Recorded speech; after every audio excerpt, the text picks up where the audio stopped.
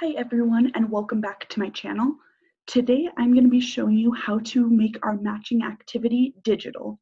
So last video I showed you all how to make a matching activity on PowerPoint. What we're going to be doing today is taking what we made on PowerPoint and making it digital with Google Slides. So just to start off, is this whole document is what we created last time in the last video.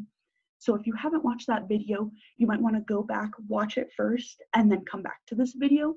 As well as below, I will have my Teacher Pay Teacher store linked, and in that it'll have this whole document saved as a PDF that you can download for free.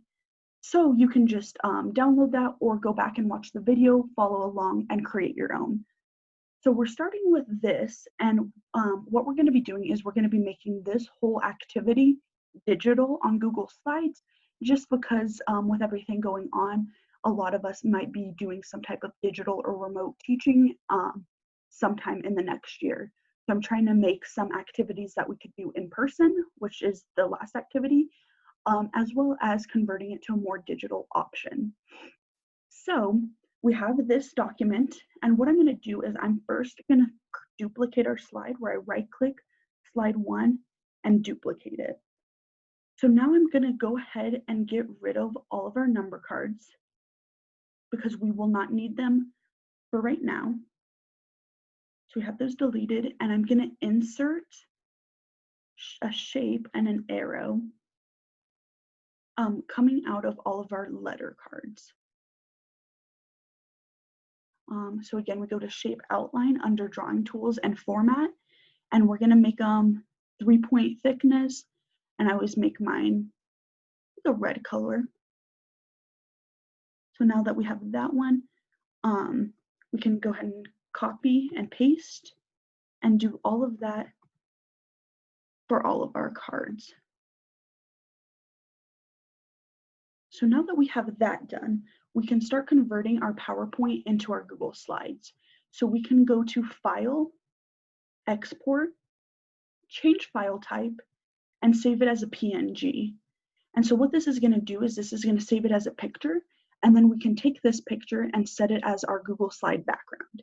So we can go PNG and save this as slide 1. And it says, which slides do you want to export? You can do all slides. However, I like to do just this one.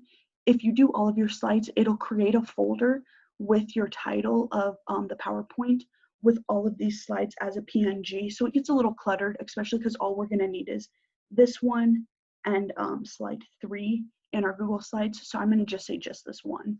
Again, whatever you want to do is totally fine. Now we're going to go to our Gmail. So you do need to have a Gmail for this because it is all going to be online with Google Slides. So you need a Gmail. You're going to go, if you're just logged into Gmail, you can go to your Google Apps and then press this waffle right here and then go down to your Drive. Once you've gone to your Drive, you can go and create a brand new Google Slide. So then we can go New, Google Slides. So now that we have our brand new Google Slides, I'm going to title it first.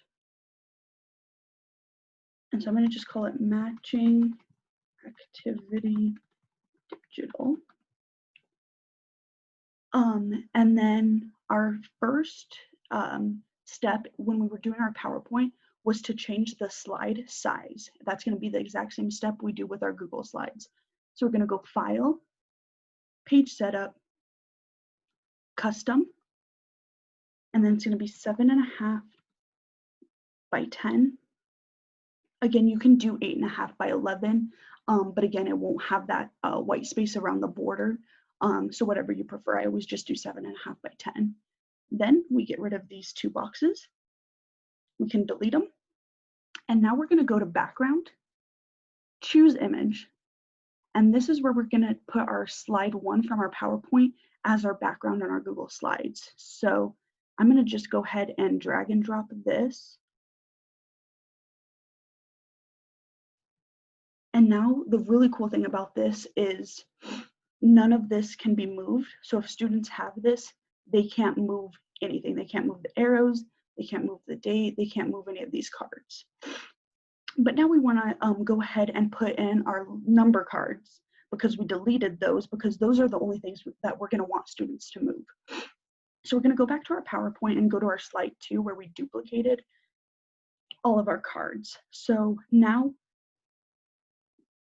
I'm going to go ahead and go to snipping tool.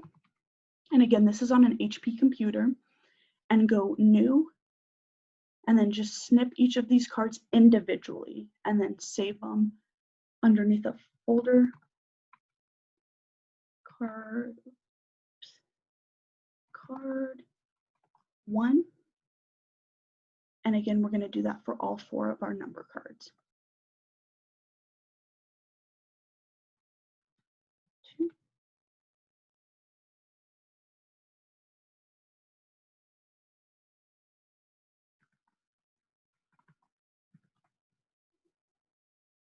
And then card 4. Card 4. Okay, so now we have those all saved. So now we can go back to our Google Slides and insert image, upload from computer. And then they're all going to be right next to each other. So I'm going to just copy all of them. So just press down and shift from 1 to card 4 and then open. Now I'm going to move these all off to the side.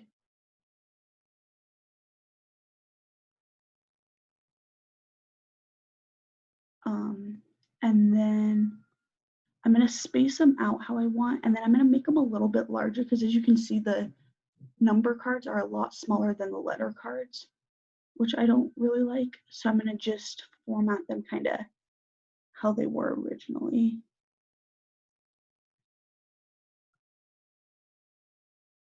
Okay, I think that's close enough.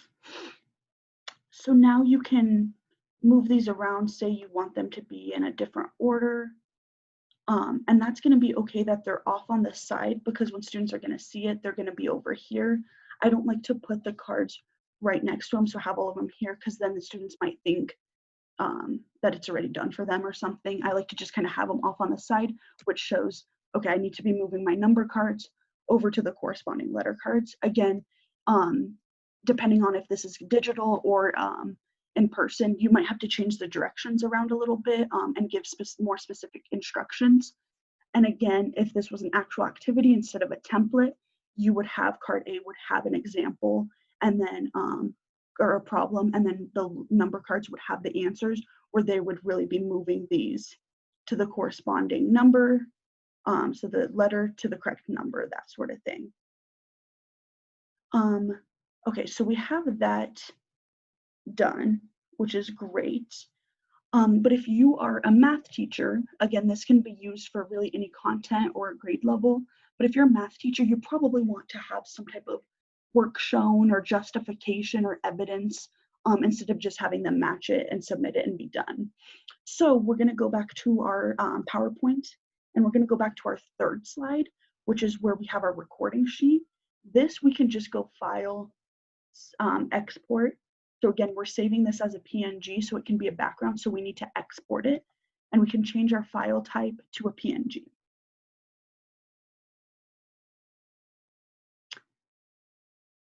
Okay, and then I'm going to just call this slide 2. Again, slides 2 want to export, just this one is fine. Go back to our Google Slides. We're going to create a blank slide, so we press the plus sign and then go blank. Again, background, choose image, browse, and it's going to be my slide 2. And then we're done. Okay, so now we have this. So this is great, but there's a couple things that I'd like you to at least think about, and I'm going to show you some things that I would also add in.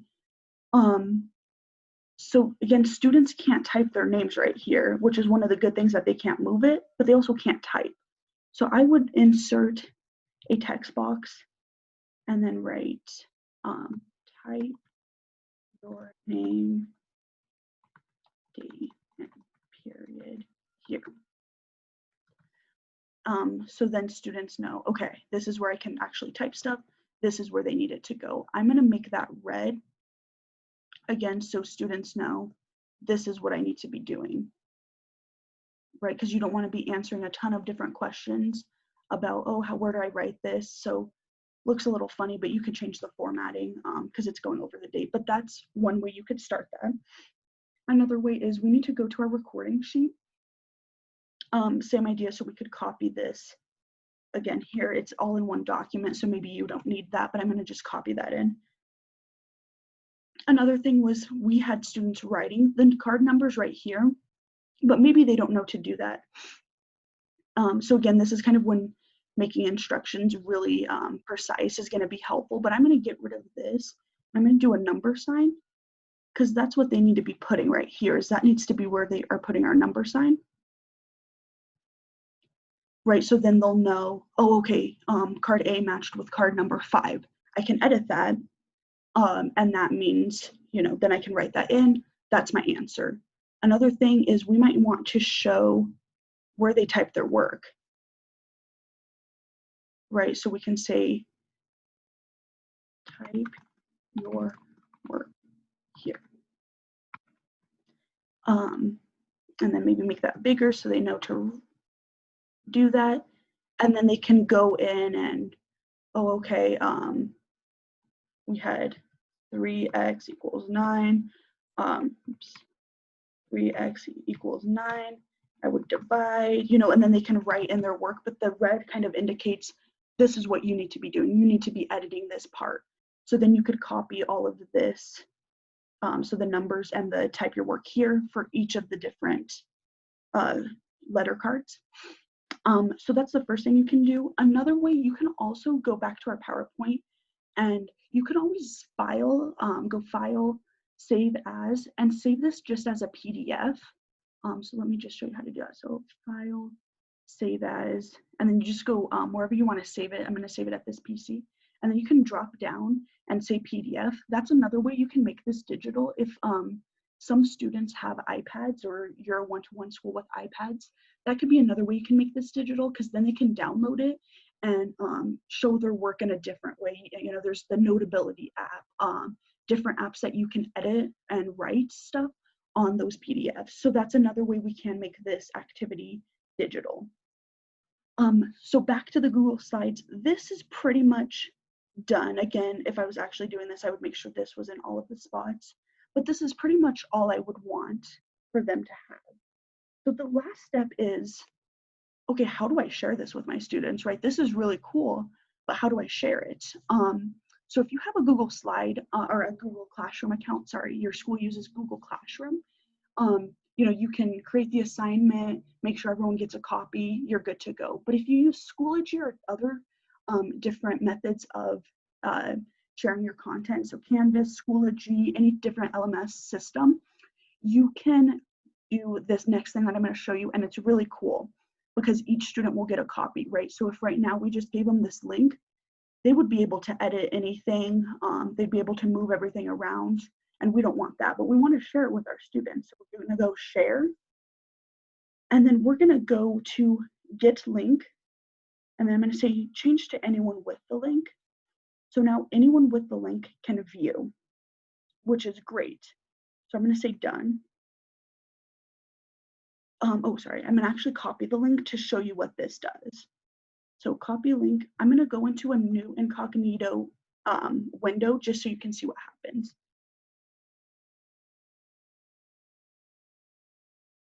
So we can see it, and they can't edit everything. However, they also, so they can, maybe they can move that. But I think what it would do is anyone who has this, it would move it for them, right? So if you moved stuff or type stuff, you either can't or it would change it for everything. So that's not great. So I'm going to exit out of this. What you can do is you have your original link. There's a / at the end, and then it says edit. If you get rid of all of the stuff after edit and change it to just the word copy. So again, after the / you get rid of edit and everything afterwards, and then you just write copy. You can go ahead and copy this, and then let's post it into a new tab and see what it does. it automatically makes the students make a copy for themselves before they can even open it and start messing with it. So that's super cool. So students aren't either all messing with one document or they can't even edit it, right? Because we have it set to them only being able to view, so they can't move anything. And that was what I was showing you in the incognito tab. So now they would have to make a copy, and then this automatically goes to the student's drive. And now this is there. So now they can fill out their activity however they want. They can move everything and they can edit it, and then they can upload it to Google Classroom, Canvas, Schoology, whatever. So that is how we made our PowerPoint worksheet digital.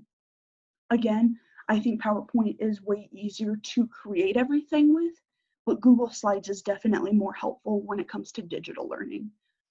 So you can kind of do both things however you want. Again, you can create all of this stuff in Google Slides.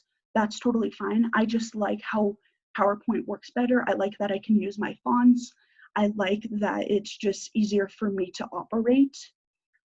So that's kind of all you have to do for the matching activity. Next week, I am gonna go ahead and show you how to do a drag and drop on both digital and in person, like on paper, how we did with our PowerPoint. If you have any questions at all, feel free to let me know. And again, in my description box, I will include the PDF version of our matching activity template, where you can go ahead and look at that, or you can go back and look at my previous video and follow along with me in creating this. Again, if you have any questions at all, please let me know.